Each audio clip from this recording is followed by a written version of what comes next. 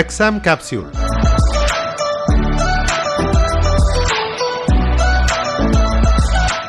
എല്ലാ ശ്രോതാക്കൾക്കും എക്സാം കാപ്സ്യൂളിലേക്ക് സ്വാഗതം. കേരള PSC നടത്തുന്ന ലാസ്റ്റ് ഗ്രേഡ് സർവൻസ് മത്സര പരീക്ഷയ്ക്ക് മാത്സ് വിഷയത്തിൽ ഉദ്യോഗാർത്ഥികൾ എങ്ങനെ തയ്യാറെടുക്കണമെന്ന് സംസാരിക്കുന്നു divisional employment officer MR Ravikumar.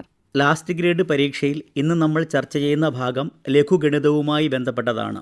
10 മാർക്കിൻ്റെ ചോദ്യങ്ങളാണ് നമ്മൾക്ക് ഈ ഭാഗത്ത് നിന്ന് പ്രതീക്ഷിക്കാവുന്നത്. ഉദ്യോഗാർത്ഥികളെ പലപ്പോഴും ബുദ്ധിമുട്ടിക്കുന്ന ഭാഗമാണ് ഗണിതം എന്ന് കരുതുന്നവർ നിരവധിയാണ്. എന്നാൽ മറ്റ് പാഠഭാഗങ്ങളിൽ നിന്ന് വ്യത്യസ്തമായി 10ൽ 10 മാർക്കും നേടുവാൻ സാധിക്കുന്നത് ഈ ഭാഗത്ത് നിന്ന് മാത്രമാണ്. 10ൽ ഒരു ചോദ്യം ഗണിത ക്രിയകളുമായി ബന്ധപ്പെട്ടതായിരിക്കും. ഇതിനായി ബോർഡ് മാസ് എന്ന തത്വം നിങ്ങൾ അറിഞ്ഞിരിക്കണം. കുറേ ഗണിതക്രിയകൾ ഒന്നിച്ചു വരുന്ന അവസരത്തിൽ ഇടതുവശത്ത് നിന്ന് നേരെ ക്രിയ ചെയ്ത് പോകുന്നതിനു പകരം ബോർഡ് മാസ് എന്ന തത്വം ഉപയോഗപ്പെടുത്തുവാൻ എല്ലാവരും ശ്രദ്ധിക്കണം. 1 ഹരിക്കണം 2 ഹരിക്കണം 3 ഹരിക്കണം 4 PSC ഏറ്റവും കൂടുതൽ ആവർത്തിച്ച ലഘു ഗണിതത്തിലെ ഒരു ചോദ്യമാണ് ഞാനിപ്പോൾ ഇവിടെ പറഞ്ഞത്. ഇതിൻ്റെ ഉത്തരം 1/24 അടുത്ത പ്രധാനപ്പെട്ട ഭാഗമാണ് ലസാഗു ഉസാഗ അഥവാ LCM HCF. ഭിന്നസംഖ്യകൾ കൂട്ടുക, അവ കുറയ്ക്കുക എന്നീ ഭാഗങ്ങളുമായി ബന്ധപ്പെട്ട ചോദ്യങ്ങൾ ക്രിയ ചെയ്യുമ്പോൾ അതോടൊപ്പം തന്നെ ഭിന്നസംഖ്യകളിൽ വലുതേത് ചെറുത് ഏത് ഇവ താരതമ്യം ചെയ്യുമ്പോഴും LCM നിർബന്ധമായും അറിഞ്ഞിരിക്കണം. അമിതമായ ആത്മവിശ്വാസം കൊണ്ട് പലപ്പോഴും കുട്ടികൾ അപകടത്തിൽ ചെന്ന് ചാടുന്ന ഭാഗമാണ് ഭിന്നസംഖ്യകളുടെ ഗണിതക്രിയകൾ. ദശാംശ സംഖ്യകളുടെ സങ്കലനം, അവയുടെ വ്യവകലനം, ഗുണനം, ഹരണം ഇത് വളരെ പ്രധാനപ്പെട്ടതാണ്.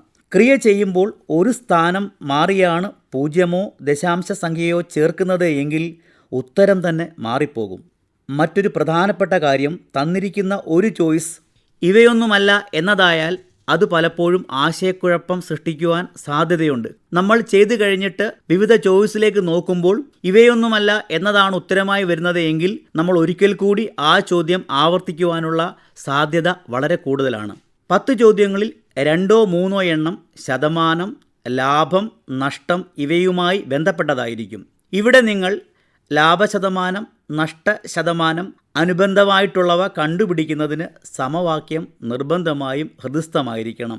ഉദാഹരണത്തിന് 800 രൂപയ്ക്ക് വാങ്ങിയ ഒരു സാധനം 860 രൂപയ്ക്ക് വിറ്റാൽ അല്ലെങ്കിൽ 720 രൂപയ്ക്ക് വിറ്റാൽ ലഭിക്കുന്ന ലാഭ നഷ്ട ശതമാനങ്ങൾ കണ്ടുപിടിക്കുവാൻ നിങ്ങൾ അറിഞ്ഞിരിക്കണം. അതുപോലെ തന്നെ 300ന്റെ 33.3% എത്രയെന്ന് ചോദിക്കുമ്പോൾ പലപ്പോഴും പലരിലും ആശയക്കുഴപ്പങ്ങൾ ഉണ്ടാവാം. അതിനായി ഭിന്നസംഖ്യകൾക്ക് തുല്യമായ ശതമാനങ്ങൾ നിർബന്ധമായിട്ടും മനസ്സിൽ ഉറപ്പിക്കേണ്ടതാണ്. ഉദാഹരണത്തിന് 33.3% എന്നതിന് തുല്യമായ ഭിന്നസംഖ്യ 1/3. പലപ്പോഴും ചോദിച്ച ഒരു ചോദ്യമാണ് 300ന്റെ 33.3% എത്ര. സാധാരണ ഒരു ഉദ്യോഗാർത്ഥിയെ സംബന്ധിച്ചിട്ട് 300ന്റെ 33.3% കണ്ടുപിടിക്കാൻ വളരെ പ്രയാസം അനുഭവിക്കുമ്പോൾ 33.3% കൃത്യമായിട്ടുള്ള ഭിന്നസംഖ്യ 1/3 എന്ന് മനസ്സിലാക്കുന്ന ഒരു ഉദ്യോഗാർത്ഥിക്ക് 300നെ 3/1 കൊണ്ട് ഗുണിച്ചാൽ ഉത്തരം വേഗത്തിൽ കിട്ടും. ഉറപ്പായ ചോദ്യങ്ങൾ ഉൾപ്പെടുന്ന ഭാഗമാണ് ശരാശരി. എണ്ണൽ സംഖ്യകൾ, ഒറ്റ സംഖ്യകൾ, ഇരട്ട സംഖ്യകൾ ഇവയുടെ തുക കണ്ടുപിടിക്കുവാനുള്ള സമവാക്യങ്ങൾ നിർബന്ധമായിട്ടും ഈ ഭാഗത്ത് നിങ്ങൾ പഠിച്ചു വെക്കേണ്ടതാണ്. മറ്റൊരു പ്രധാനപ്പെട്ട ഭാഗമാണ് സമയവും ദൂരവും. ഇവിടെ നിന്നും ട്രെയിനുമായി ബന്ധപ്പെട്ട ചോദ്യങ്ങൾ ചോദിക്കാം. ഈ പറഞ്ഞ കാര്യങ്ങൾ കൃത്യമായി പഠിക്കുകയും കൂടുതൽ തവണ ആവർത്തിക്കുകയും ചെയ്താൽ ഗണിത വിഭാഗത്തിൽ നിന്ന് 10 മാർക്കും ലഭിക്കുന്നതായിരിക്കും. കേരള PSC നടത്തുന്ന LGS മത്സര പരീക്ഷയ്ക്ക് മാത്സ് വിഷയത്തിൽ ഉദ്യോഗാർത്ഥികൾ ശ്രദ്ധിക്കേണ്ട കാര്യങ്ങളെക്കുറിച്ച് സംസാരിച്ചത് divisional employment officer MR Ravikumar. നാളെ LGS മത്സര പരീക്ഷയുടെ മെന്റൽ എബിലിറ്റി എന്ന വിഷയത്തെക്കുറിച്ചുള്ള അധ്യായം കേൾക്കാം.